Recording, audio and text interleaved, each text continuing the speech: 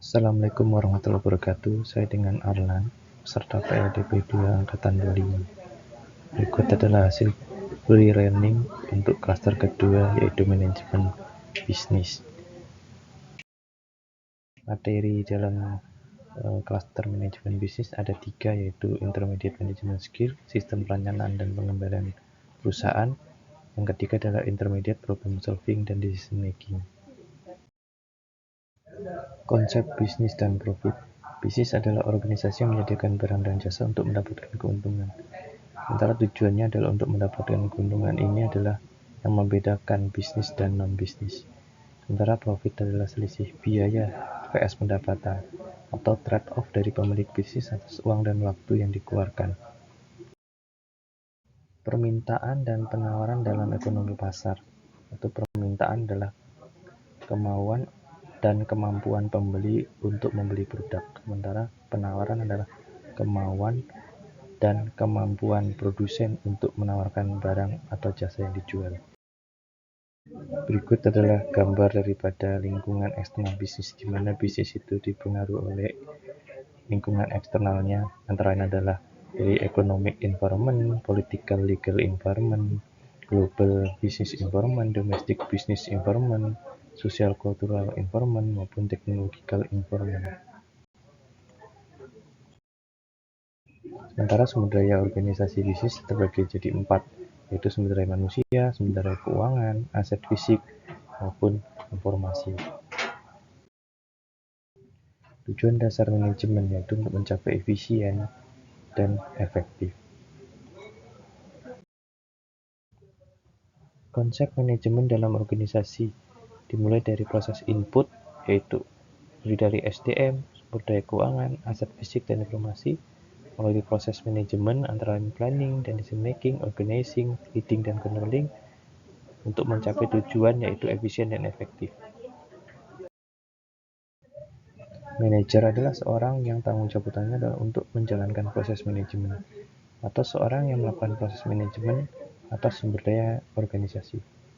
Tipe-tipe manajer berdasarkan level adalah top management, middle manager, first line manager. Sementara berdasarkan area seperti marketing manager, finance manager, operation manager, dan lain-lain.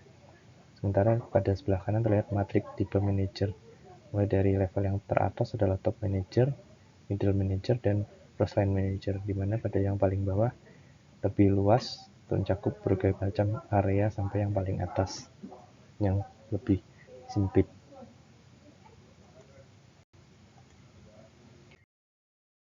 Managerial skill antara lain adalah communication, decision making, technical, interpersonal, time management, konseptual, diagnostik.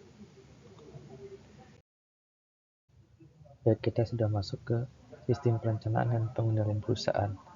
Kegunaan anggaran adalah untuk apa? Adalah untuk menyerahkan dengan rencana strategis, koordinasi, bagian dari pertanggungjawaban, dan sebagai dasar evaluasi kinerja. Anggaran operasional adalah suatu bentuk dari planning atau rencana tertulis dari kegiatan perusahaan dan sebagai alat manajemen untuk mencapai tujuan dan rencana dalam angka-angka. Komponen anggaran operasional antara lain adalah anggaran pendapatan, anggaran biaya produksi, beban SDM administrasi dan umum, dan beban penelitian dan pengembangan.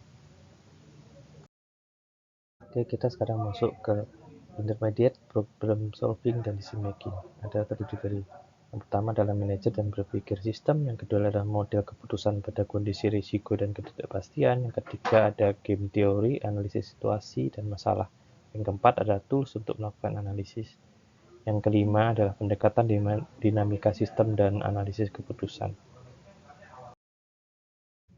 Berpikir secara sistem atau system thinking ada 3 hal di sini, yaitu disiplin yang melihat fenomena secara keseluruhan. Yang kedua, cara pandang yang berfokus pada pola perubahan. Yang ketiga adalah alat analisa untuk memahami sesuatu organisasi seperti perusahaan, pemerintahan, dan lain-lain. Lingkungan keputusan terbagi menjadi 4, yaitu yang sifatnya adalah certainly atau di mana parameter keputusan yang diambil itu dipengaruhi oleh sesuatu yang sifatnya bersifat pasti, atau risk, di mana lingkungan keputusan yang mempengaruhinya adalah bersifat probabilistik. Yang ketiga adalah uncertainty, di mana kondisi lingkungan keputusan yang mempengaruhinya adalah bersifat tidak pasti. Dan yang terakhir adalah konflik, di mana lingkungan keputusan diambil dapat mempengaruhi atas keputusan yang lainnya. Adapun ciri analisis keputusan antara lain adalah ada pengambil keputusan yang belum dapat memutuskan langkah penyelesaian masalah, ada penstrukturan analisis keputusan, ada besaran kemungkinan dalam diagram keputusan yang mencerminkan ketidakpastian, menjabarkan preferensi pengambilan keputusan terhadap risiko dalam bentuk utility. Yang terakhir adalah memilih alternatif terbaik dengan memaksimalkan harapan. Analisis situasi dan masalah serta game teori. Analisis situasi adalah proses untuk memahami fenomena situasi yang terjadi, di mana di sini adalah diagram resilibilitas berdasarkan tingkat kemendesakannya maupun tingkat kepentingannya.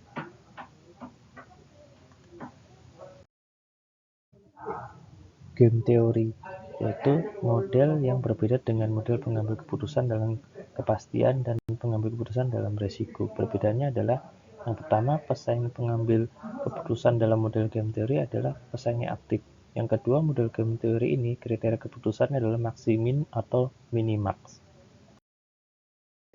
Tools untuk analisis antara lain adalah business impact analysis, SWOT analysis, dan analytical hierarchy analysis proses.